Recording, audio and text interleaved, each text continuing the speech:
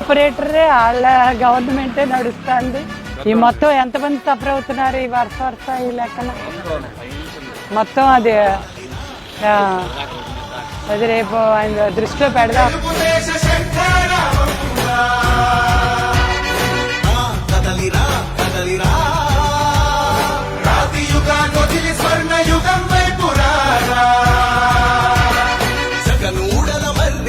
మెడలెక్కి కూర్చుంది చుట్టూ ఉన్న ఎవ్వరిని బతకనివ్వదే అది దాన్ని తుంచి వేలు తుంచే ధైర్యం ఉంటే ఈ కలి ఆ కలికి బలయింది చాలు తెలుగు జాతి తిరుగుబాటు నేటితోనే మొదలు కదలిరా కదలిరా కదలిరా. గుంతల్లో పడి ఎంతమంది చనిపోతున్నారు ఇవాళ రేపు.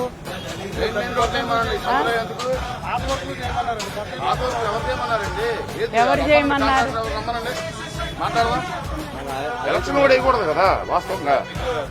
మంచినీళ్ళు అడుగుతున్నా. హలో, ఇక్కడ గుణదల్లో ఒక రోడ్డు వేస్తున్నారు, మనం ఏమంటే వేస్తున్నారా వీళ్ళు ఏమన్నా? మరి ఇక్కడ రోడ్డు వేయకూడదు కదా, ఇప్పుడు రోడ్లు వేయకూడదుగా ఎలక్షన్ కోడ్ వచ్చిన తర్వాత. 3వ డివిజన్లో ఇక్కడ జరుగుతుంది. ఏం భగవంతరావు కాలనీ.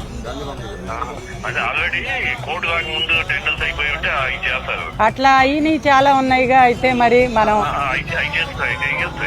ఇప్పుడు మన కొండల మీద మెట్లు కూడా కట్టమని అడుగుతున్నారు. అవి మనకు కూడా మంచినీళ్ళ ట్యాంక్ ఎప్పుడో శాంక్షన్ చేస్తాం మనం, మరి అది చేయట్లేదుగా. మనం ఎప్పుడో మనప్పుడే మంచినీళ్ళ ట్యాంక్ శాంక్షన్ చేసాము, మరి వీళ్ళు వచ్చిన తర్వాత ఏం చేయట్లేదుగా. రోడ్డు రావడానికి టీడీపీ గవర్నమెంట్ ఉన్నప్పుడు ఇక్కడ కార్పొరేటర్ వాళ్ళు అవ్వకపోతే మేమందరం కాలనీ వాళ్ళందరూ రామ్మోహన్ గారితో మాట్లాడితే ఆయన సానుకూలంగా స్పందించి కార్పొరేషన్ పెట్టి ఆ రోడ్ ఇచ్చారు.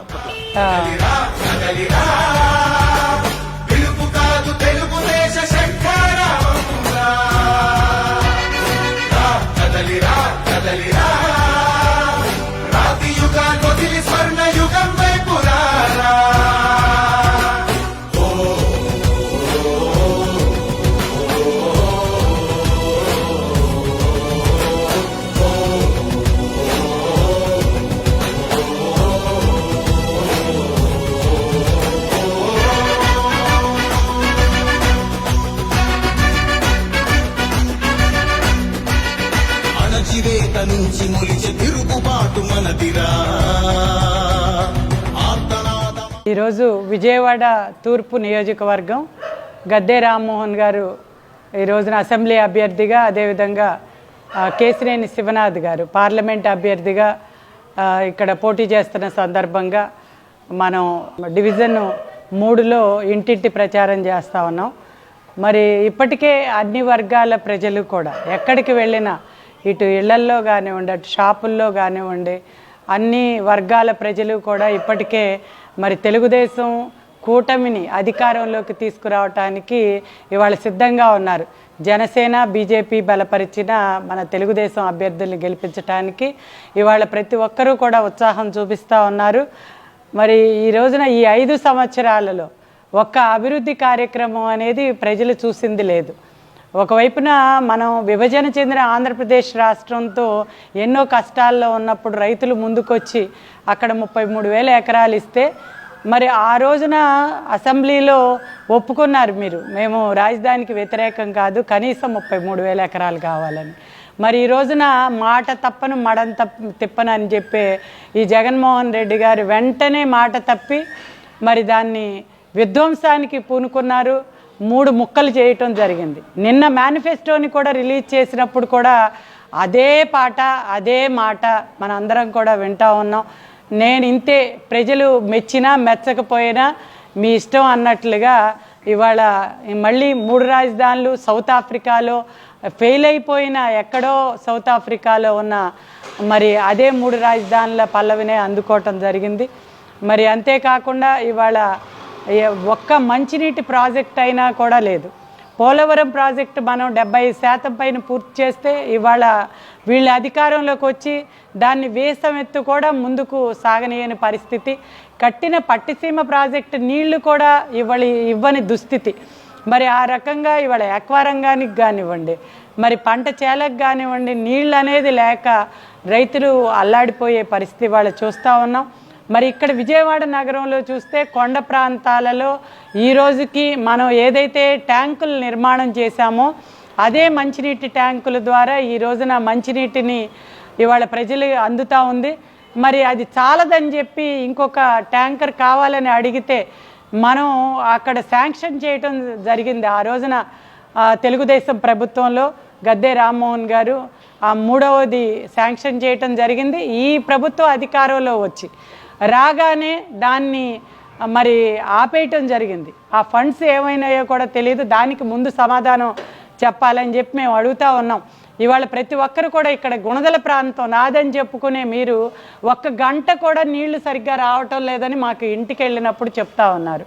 మేము ఆ రోజున నీళ్ల కోసం మంచినీటి ట్యాంకుల్లో ఏర్పాటు చేస్తే మీరు మాత్రం ఆ ట్యాంక్ని మరి శాంక్షన్ చేసిన ట్యాంకును కూడా ఆపేసిన పరిస్థితి. దీనికి మీరు సమాధానం చెప్పాల్సిన అవసరం ఉంది. మరి అదే రకంగా ఆ రోజున తెలుగుదేశం ప్రభుత్వం హయాంలో అభివృద్ధి చేసిన రోడ్లు కానివ్వండి, మంచినీటి ట్యాంకులు కానివ్వండి, ఇదే అభివృద్ధి కనబడతా ఉంది. మరి అక్కడ జగన్మోహన్ రెడ్డి గారు చూస్తే సంక్షేమ పథకాలు, మరి ఈ రోజున 2 బిడ్డలున్న తల్లులు మేము ఏ బిడ్డను చదివించాలి, ఏ బిడ్డను పనికి పంపాలి అని వాళ్ళు ఇబ్బంది పడే పరిస్థితుల్లో మనం 2 బిడ్డలకి ఆయన 3 బిడ్డలు ఉన్నా కూడా మేము వాళ్ళ అకౌంట్లో తల్లి అకౌంట్లో 15,000 ఇస్తామని సంక్షేమాన్ని మనం ప్రకటించడం జరిగింది. మరి మీరు మాత్రం మా పందా ఇంతే అన్నట్లుగా మేము ఆ ఒక్కళ్ళకే అది కూడా మరి దానిలో కోతలు పెట్టి ఇంతవరకే ఇస్తామని చెప్పి మీరు చెప్పటం, ఇవన్నీ కూడా ఈ రోజున ప్రజలు కూడా డిసైడ్ అయిపోయారు. పెన్షన్ 4,000 ఇవ్వటం జరుగుతుంది రేపు మన ప్రభుత్వం అధికారంలోకి రాగానే.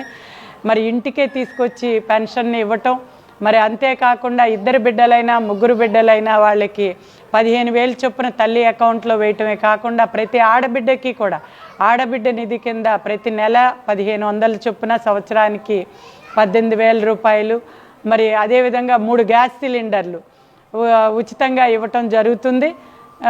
ఆ రోజున మనం ఏదైతే దీపం పథకం ద్వారా గ్యాస్ కనెక్షన్స్ ఇచ్చాం, ఇవాళ గ్యాస్ సిలిండర్స్ రేట్లు పెంచేసిన పరిస్థితుల్లో ఈ ప్రభుత్వం మనం గ్యాస్ సిలిండర్లు కూడా ఉచితంగా ఇవ్వబోతా ఉన్నాం. మరి అంతేకాకుండా ఈ రోజున ఉచిత బస్సు ప్రయాణం కూడా ఏర్పాటు చేయటం. మరి ప్రజలందరూ కూడా ఇప్పటికే డిసైడ్ అయిపోయారు. మేము మరి ఎన్డీఏ కూటమి ఏదైతే ఉందో తెలుగుదేశం, జనసేన, బీజేపీ ప్రభుత్వానికి మరి మేమందరం కూడా మద్దతు ఇస్తామన్నట్లుగా చాలా సంతోషంగా ఉత్సాహంగా మాకు ఎదురొచ్చి ఈ రోజున మనదే విజయం అని చెప్పటం మరి చాలా సంతోషం అని తెలియజేస్తూ జై తెలుగుదేశం, జై జనసేన, జై బీజేపీ కూటమి. ఈరోజు గుణదల తూర్పు నియోజకవర్గం గుణదల 3వ డివిజన్కి మన గద్దె రామ్మోహన్ రావు గారు మిస్సెస్ గద్దె రామ్మోహన్ గారు పర్యటించడం జరుగుతుంది.